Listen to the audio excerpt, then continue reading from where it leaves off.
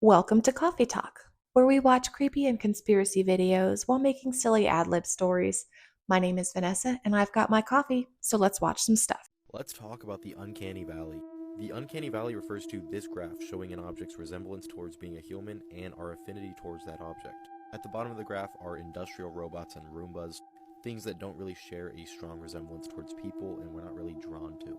If you go a little bit higher on the graph, you have things like toy dolls where most people can agree that it's pretty cute. And then at the peak of the graph you have other people. People are meant to be social animals, so it makes sense that we have a high affinity towards other people.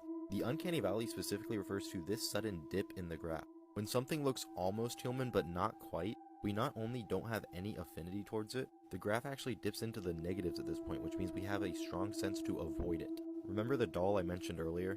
Dolls that look more realistic, aka puppets, a lot of people tend to be scared of or off-put by. One of the most popular examples of the uncanny valley in pop culture would be the Polar Express. And this movie always freaked me out as a kid and I never knew why, so I'm glad other people had that feeling too. Now, as for why we have this reaction, we really don't know. But this implies that during some point in our evolution, this was a benefit. Being off-put by something that appears almost human but isn't was beneficial to our survival at one point as a species, and that's why it got passed down to all of us. Now, like I said, we don't know why this is. One explanation that I've heard proposed is corpses, and we evolved to avoid them to avoid disease, but the first thing I thought about when I heard about the uncanny valley was psychopaths. They're known for having cold reptilian eyes and kind of giving you an unsettling feeling just like the uncanny valley. That's just something I thought of, though there's no backing behind it or anything. One explanation that I've heard proposed is corpses, but we've already evolved to avoid corpses because of their smell. So that explanation really doesn't make sense to me. I'm really curious to hear what your guys' thoughts on this are. I always did find that movie, The Polar Express, to be a little weird as well. It's unsettling the way their facial features aren't quite human enough. But the uncanny valley certainly is interesting. There's things you see every day that you're like, that's in my uncanny valley, because you just look at it and you go, it's off-putting. Today's story from madtakes.com, link is in the description, is Rush Hour 3, and we were able to pull our first word out of there, which is a number, and it's the only number they said, and it's 1. Moving right along. Hey, I just wanted to take a second and thank you so much for joining me for today's coffee talk. If you're having a good time, perhaps you'd consider hitting that subscribe button and come back tomorrow because I'm making a new video every day. Personal bias and agenda to control exactly what people think, and this is extremely dangerous to our democracy.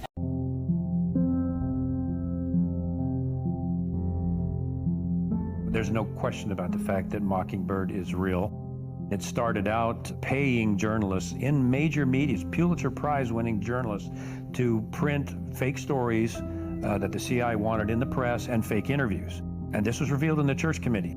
Do you have any people being paid by the CIA who are contributing to a major circulation American journal?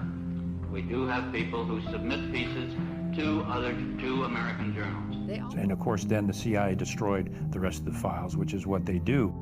George H.W. Bush came out and finally made the statement about Mockingbird. Well, we're going to officially stop the Mockingbird program. The CIA will no longer pay journalists to write stories.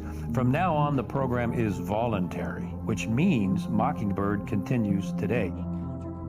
When's the last time you've seen a mainstream media outlet do a serious investigative report on the actions of the CIA?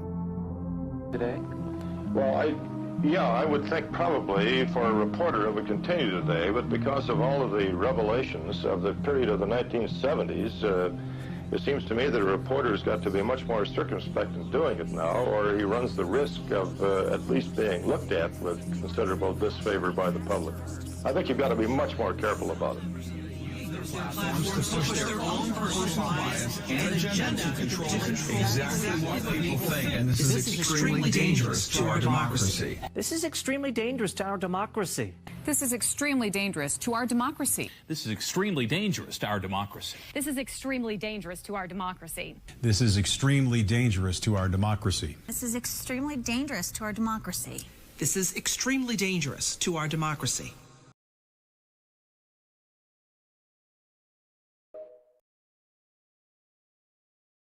I get the feeling that that might be extremely dangerous to our democracy.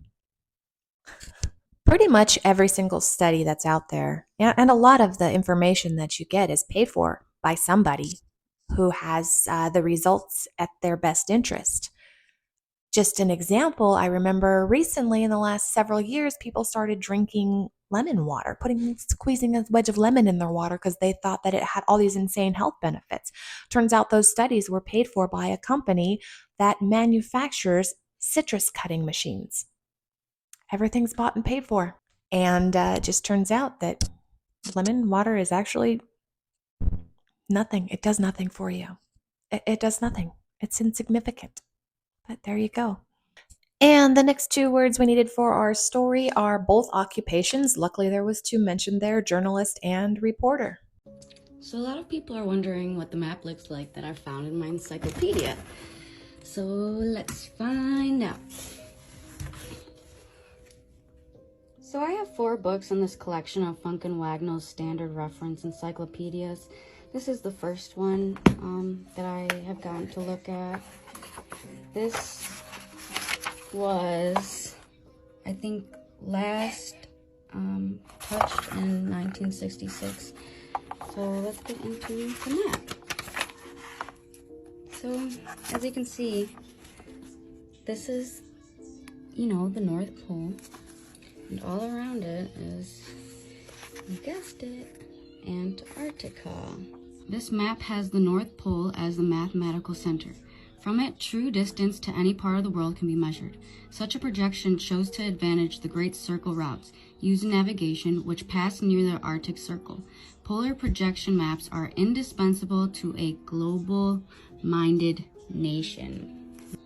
So this is the World Mercator projection and all of its times. So a couple of things on this map that didn't make sense to me was that Antarctica was not labeled on here at all, but we know that the bottom is Antarctica because this is the Antarctic Circle that goes all the way around. So look at Antarctic Circle all the way around, and beyond the Antarctic Circle is Antarctica. If we're doing the world, we should include Antarctica. Why did it stop right here before it at 9? And all of these are not equal distance. This is A, and this is also A. They just overlap.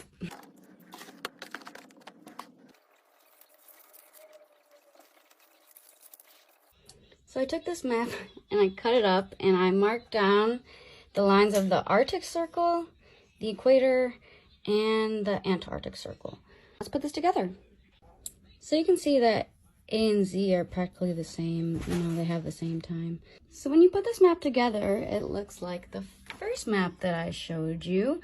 And we know that the North Pole is in the middle of the Arctic Circle, which goes around here. All of the times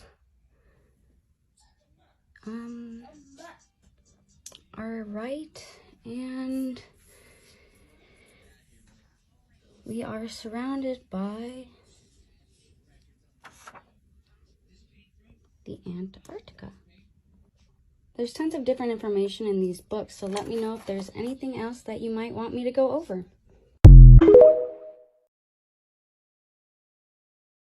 So just in case you didn't catch that, she read it herself. It is to a global-minded nation.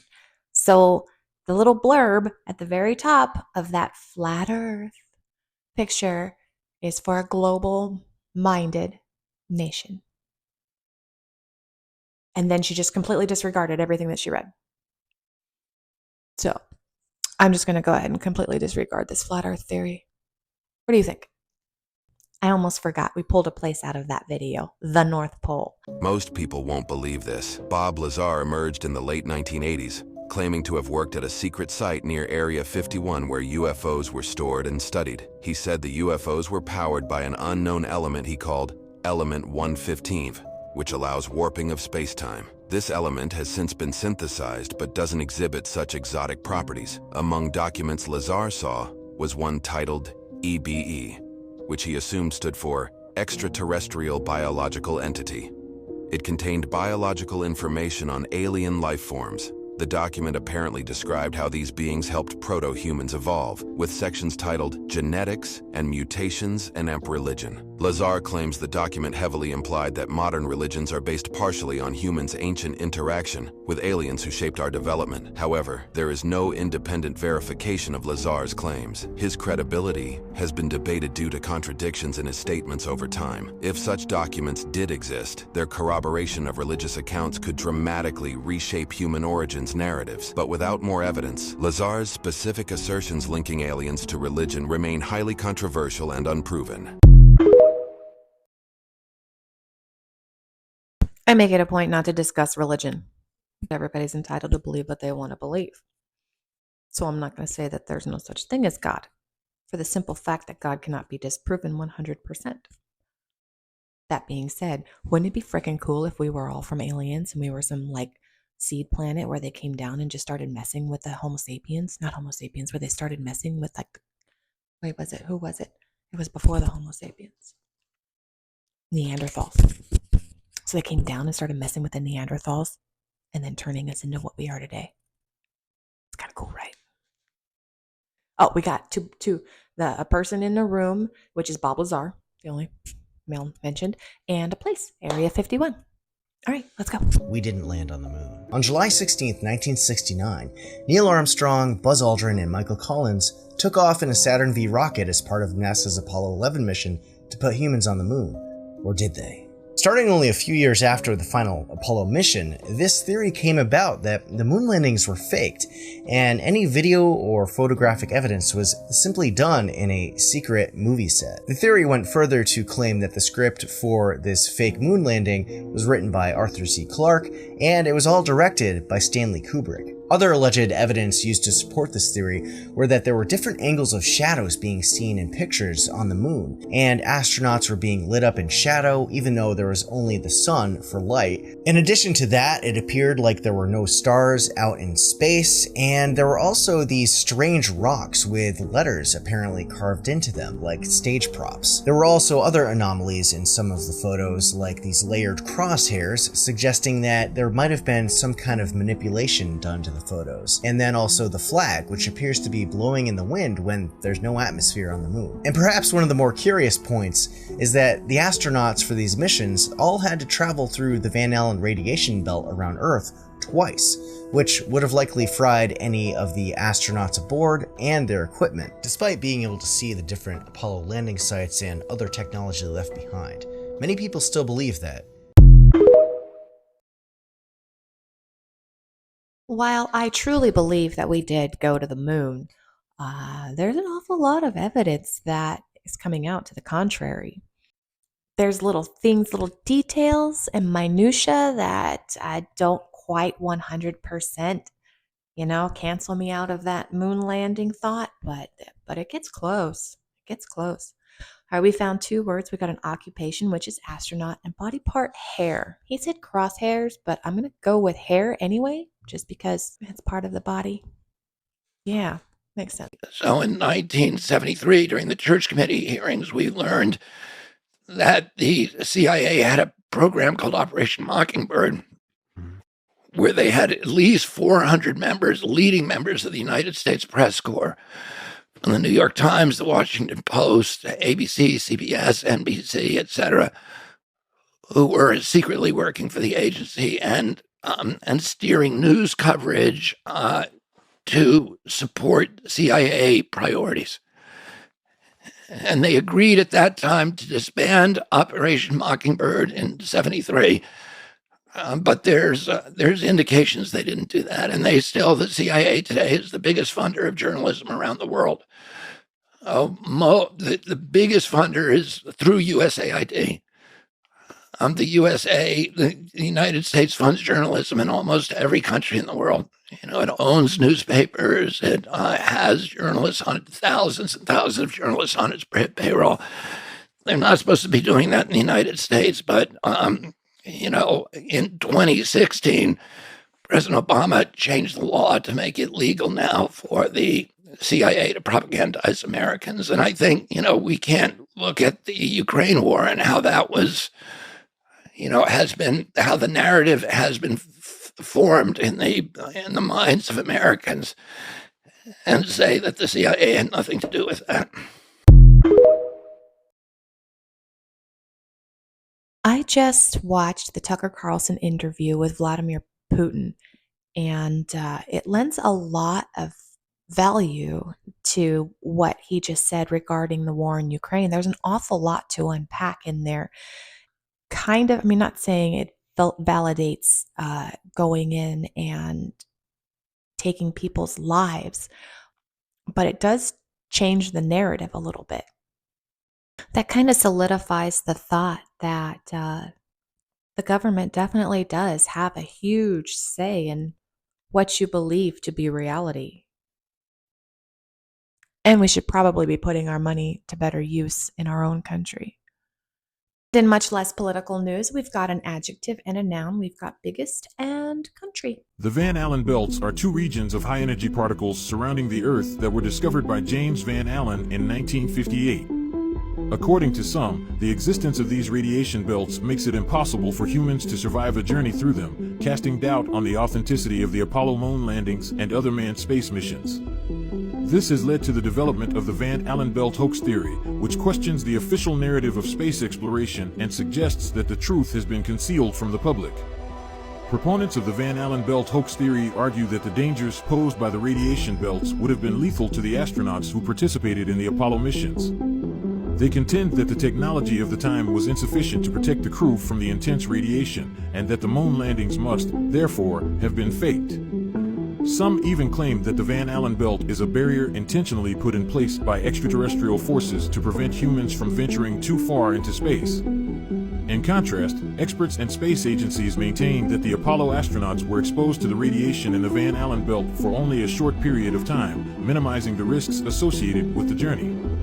They also point to the advancements in spacecraft shielding and the careful planning of mission trajectories as factors that allowed the astronauts to safely navigate the radiation belts. Despite the official explanations, the Van Allen belt hoax theory continues to spark heated debates and fuel the curiosity of conspiracy theorists worldwide. Just had to throw a contradictory video in there because I love contradicting other videos that we watch because there's so many different views. Everybody has their own point of view. We did pull out 3. There was a body part, and I just made one because face. More face. And celebrity, James Van Allen. Why not? And a verb ending in ing, landing. The moon landing. We're almost done. In the 1980s, Nelson Mandela died in prison. At least that's what millions remember. Yet history tells us Mandela passed away in 2013. This mass inconsistency birthed the Mandela effect, where countless people recall past events differently than recorded. Like the Star Wars line that was never uttered, "Luke, I am your father." No, I am your father. Or a non-existent scene in James Bond with a braces-wearing girl, a scene that makes no sense without the presence of her braces. Science may provide an alternative explanation. String theory posits multiple parallel universes. Could we branching off of alternate realities? Mainstream science currently attributes this phenomenon to confabulation or false memories. But given the vast number of people experiencing the same thing, are we merely misremembering? Or is reality more complex than we can possibly comprehend?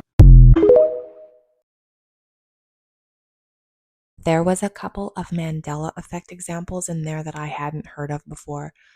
But I like the one recently that popped up about the young lady who doesn't remember there being a cornucopia on the Fruit of the Loom label. She was so certain. It really is an interesting phenomenon, and people still believe it was brought on by the particle accelerator. All right, so here's our story. It's Rush Hour 3. 1 year after the end of Rush Hour 2. James Carter is no longer a journalist, but a reporter on the streets of the North Pole. That sucks. Lee is now the bodyguard for his friend Bob Lazar.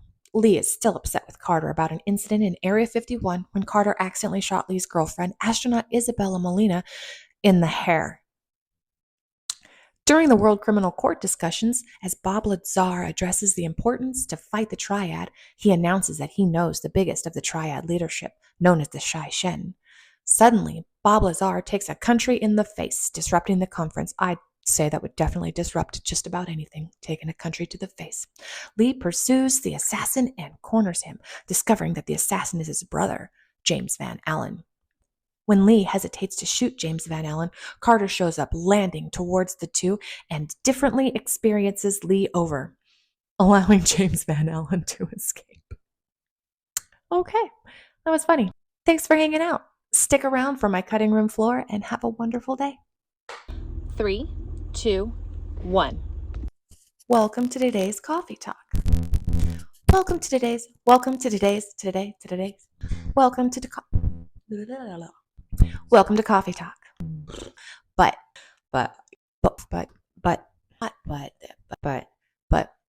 because, I don't know.